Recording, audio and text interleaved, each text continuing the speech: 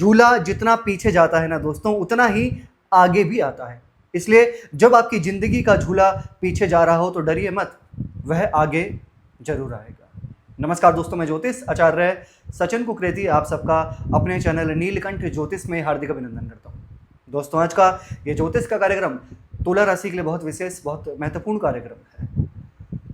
राहु और केतु का राशि परिवर्तन होने वाला है 18 मई 2025 में, पूरे 1.5 साल के लिए, क्योंकि राहु और केतु 1.5 साल बाद राशि परिवर्तन करते हैं। इसका मतलब कि एक राशि में 1.5 साल तक रहते हैं। अब ये राहु केतु का राशि परिवर्तन तुला राशि के लिए कैसा रहेगा, बहुत डिटेल में आपको सब कुछ समझाने वाला हूं कि आपकी राशि से राहु कहाँ ट्रांजिट करेंगे, केतु कहाँ ट्रांजिट करेंगे, उनका प्रभाव क्या रहेगा, एक एग्जैक्ट जानकारी आपको देने वाला। दोस्तों, ये कार्यक्रम जन्म राशि चंद्र राशि पर आधारित है। अगर आप अपनी जन्म कुंडली पे विश्लेषण करवाना चाहते हैं तो नंबर सिर्फ चैनल और वीडियो के डिस्क्रिप्शन में। सबसे पहले राहु और केतु को थोड़ा सा समझ लेते हैं। दोस्तों, राहु केतु का आज के समय पे तो नहीं, शुरू से ही इनका बहुत ज़्यादा प्रभाव रहा है सभी मनुष्य पर आज के टाइम पे जितनी टेक्निक बढ़ रही है, जितना टेक्निकल, जितना शॉर्टकट तरीके से काम बढ़ रहा है, कहीं ना कहीं उसमें राहु केतु का बहुत बड़ा रोल माना जाता है। AI बहुत चल रहा है, हाँ? यानी कि जो चीज़ें नहीं हैं हमें लग रहा है कि वो है, और जो है वो हम नहीं मान रहे कि ये नहीं है, मतलब हमें लग रहा है कि वो नहीं है। तो जो भी चीज़ें बहुत शॉर्टकट तरीके से, क्योंकि ये राहु केतु क्या है, एक टेक्निक है, रणनीति है, ठीक है, चालाकी है, चतुराई है, समझदारी है। और राहु को राजनीति का कारक ग्रह भी माना जाता है कि जिनकी जन्म कुंडली में राहु एक अच्छी स्थान में होते हैं, अच्छी प्लेसमेंट में होते हैं, वो एक सफल राजनेता भी माने जाते हैं। और आपने देखा होगा कि बहुत सारे लोग अरबपति तक पहुंच जाते हैं। तो आपको क्या लगता है, वो मेहनत से पहुंचते हैं? मेहनत से आप लखपति बन सकते हैं, करोड़पति बन सकते हैं, लेकिन अरबपति, बहुत बड़े स्थान पे पहुंचना, सबसे पहले आपका भाग्य और आपका राहु भी अच्छा होना चाहिए कुंडली में, ठीक है। चलिए जानते हैं कि अभी तुला राशि के जीवन में राहु केतु का क्या प्रभाव पड़ेगा, क्योंकि कुछ प्लैनेट्स ऐसे होते हैं जैसे शनि, राहु, ये रातों रात यहाँ से यहाँ पहुँचा देते हैं, राजा बना देते हैं रातों रात, पता भी नहीं चलता, और यहाँ से फिर यहाँ भी ले आते हैं, वो भी पता नहीं चलता। चलिए जान लेते हैं। आपकी राशि है तुला, 7वें नंबर की राशि है आपकी। आपकी राशि से राहु आपके 5th हाउस में आ जाएंगे। 6th हाउस में थे, उल्टे होके 5th हाउस में, क्योंकि हमेशा वक्री होते हैं ये, ठीक है। 5th हाउस में राहु आएंगे तो आपके 11th हाउस में आएंगे केतु। सबसे पहले 5th हाउस को समझ लीजिए, किस चीज़ का होता है 5th हाउस। 5th हाउस होता है दोस्तों संतान का, 5th हाउस होता है शिक्षा का, 5th हाउस होता है हमारी बुद्धिमत्ता का, और 5th हाउस लव रिलेशन का भी माना जाता है। पूरे 18 साल के बाद राहु 5th हाउस में आए। 18 साल बाद कैसे? क्योंकि 12 हाउस होते हैं, 12 राशियां हैं, एक हाउस में राहु केतु 1.5 साल रहते हैं, तो पूरे 18 साल बाद 5th हाउस में आए हैं। यहाँ पर कुछ चीज़ें हैं जो होंगी तुला राशि के जीवन में। सबसे पहले विद्यार्थी, यानी कि जो भी स्टूडेंट हैं, कहीं ना कहीं अपने पढ़ाई में परिवर्तन लाने की सोच सकते हैं। वो जहाँ पर भी कोचिंग कर रहे हैं, जहाँ पर भी क्लासेस ले रहे हैं, वहाँ से क्लासेस को परिवर्तन करना, ज्वाइन करना, कहीं और ज्वाइन करना, या अगर आपने कहीं पर भी कुछ ज्वाइन नहीं कर रखा तो आप अभी कहीं ना कहीं ज्वाइन करने की, कुछ कोचिंग लेने की, कहीं पर कुछ अपने मन को, अपने माइंड को, चतुराई बहुत ज़्यादा आएगी, बहुत टेक्निक आएगी आपके, क्योंकि 5th हाउस होता है बुद्धिमत्ता का।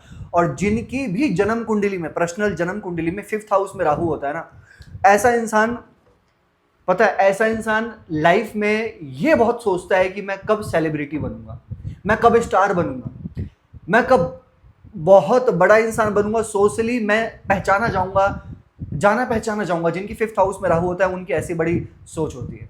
और अब ये 5th हाउस में आपके राहु आ रहा है ना पूरे 18 साल के बाद, देखना बहुत चतुर, बहुत चालाक, बहुत समझदार बनाने वाले हैं। क्यों? क्योंकि 5th हाउस हमारे मेंटेलिटी का होता है, हाँ, साइकोलॉजिकल, बुद्धिमत्ता, हमारी बुद्धि का होता है। यहाँ पर बहुत शार्प माइंड देखा जाएगा तुला राशि का, बहुत शार्प माइंड।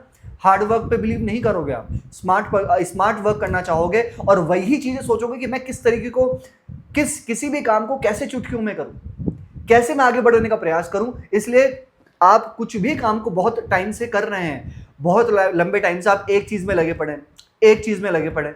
अभी देखना, आप अपने काम को, अपने तरीके को, अपने आइडिया को, सब कुछ बदलने का प्रयास करेंगे, देख लीजिएगा, ठीक है।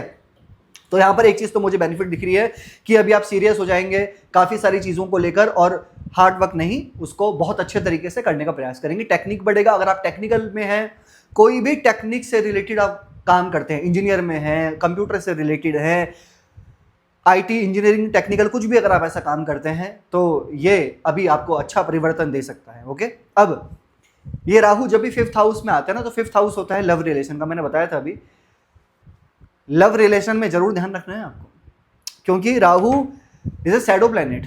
राहु एक भ्रम है, राहु एक इल्यूजन है।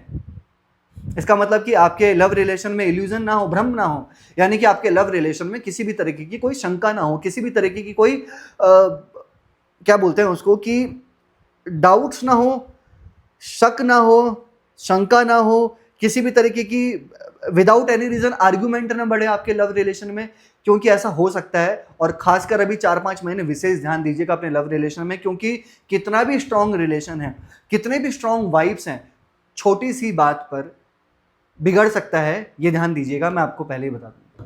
ठीक है, विशेष ध्यान देना अपने लव रिलेशन में। राहु जिसकी भी कुंडली में, अगर कुंडली में भी राहु 5th हाउस में होते हैं ना, तो ये मल्टीपल अफेयर भी करवाते हैं, ब्रेकअप भी करवा देते हैं, फिर अफेयर करवा देते हैं। ध्यान दीजिएगा इस चीज का। ठीक है, अब आगे बढ़ते हैं। ये 5th हाउस ना संतान का भी होता है। अगर आपकी संतान है तो क्या होगा, सबसे पहले अगर 5th हाउस में राहु है और आपकी संतान है, तो उनको भी कहते हैं ना, ज़्यादा खेलना, ज़्यादा स्पोर्ट्स में ज़्यादा कूदना, मतलब अपने तरीके से थोड़ा सा उनका चंचल मन हो जाएगा। आपकी जो संतान है, देखना कि उनके मन में, उनके माइंड में चंचलता बढ़ जाएगी, एक जगह पर नहीं टिकना, भागना, दौड़ना, खेलना, कूदना, लगे रहना, अपने मन मर्जी के मुताबिक काम करना, ऐसा थोड़ा बहुत देखा जा सकता है। और हाँ, अगर आप संतान की, फैमिली की प्लानिंग कर रहे हैं तो उसके लिए कुछ उपाय बताऊंगा, क्योंकि राहु पंचम भाव में थोड़ा सा डिले कर देते हैं। कुछ उपाय बताऊंगा आपको, अगर आप फैमिली प्लानिंग कर रहे हैं तो जो व्यक्ति, वो उपाय जरूर कीजिएगा। ठीक है, अब राहु की दृष्टि भाई आपके 1st हाउस पे भी पड़ेगी, चंद्रमा पे, और 11th हाउस पे भी पड़ेगी। जो भी व्यक्ति काफी टाइम से एक जगह पर काम कर रहे हैं, side by side income, extra income of source के बारे में सोचेंगे। चंद्रमा पे राहु की दृष्टि आने की, चंद्रमा को राहु देखेंगे, तो यहां पर एक चीज तो है कि मन में किसी ना किसी तरीके को लेकर शंका ना करें, चाहे वो आपका इन्वायरमेंट हो, आपके ऑफिस में काम कर रहे हैं लोग हों, आपका समाज हो, आपका कोई भी चीजें हो, किसी भी चीज को लेकर आपको शंका, भ्रम नहीं पालना है, ये ध्यान रखिएगा। ठीक है, अब केतु आपके 11th हाउस में है। केतु का 11th हाउस में बैठना, वो भी सूर्य की राशि में, लाभ भाव में। ये 11th हाउस होता है लाभ का, इनकम का, डिजायर्स का, ड्रीम्स का। ओके, आप कोई ना कोई ड्रीम्स तो पूरा करेंगे, लेकिन उस चीज से आप उतने हैप्पीनेस नहीं होंगे। कुछ भी चीज लेने के बाद, कुछ भी चीज परचेस करने के बाद, कुछ भी चीज हो जाने के बाद आप उसको उतना ज्यादा हैप्पीनेस फील नहीं करेंगे। आप सोचेंगे चलो ठीक है, कुछ और करता हूं, आपका माइंड फिर किसी और चीज में चला जाएगा, फिर किसी और चीज में चला जाएगा। डिटैच्ड, यानी कि आपको प्रॉफिट्स तो होंगे, लेकिन फिर भी आप अन्य चीजों के बारे में सोचने का ज्यादा प्रयत्न करेंगे। जो भी चीज आपको मिलती चली जाएगी, लेकिन उसके अलावा आप और आगे बढ़ने का, यानी कि आपका माइंड जो सेटअप होगा वो और आगे और आगे और आगे, ये चीजें करने का बहुत ज्यादा होगा यहाँ पे। और यहाँ पे तुला राशि की कोई शनि की 7.5 भी नहीं है, कोई शनि की ढैया भी नहीं है, तो शनि का दुष्प्रभाव भी आपके जीवन में नहीं है।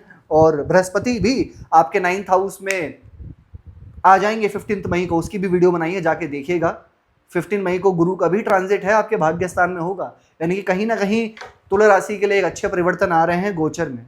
राइट, क्या उपाय करने चाहिए आपको? देखिए, संतान के लिए बता दूं, अगर आप फैमिली प्लानिंग कर रहे हैं तो पक्षियों को दाना पानी जरूर डालिए, अच्छा रहेगा आपके लिए। ठीक है, आपके आसपास स्ट्रीट डॉग्स हैं तो उनको आप जितना हो सकता है खाना पीना खिलाइए, बहुत अच्छा रहेगा आपके लिए, बेहतर रहेगा। डेली जो है आप शुक्र का बीज मंत्र करें, शनि का बीज मंत्र करें। शुक्र का बीज मंत्र है ओम द्राम द्रीम द्रोम स शुक्राय नमः 108 बार।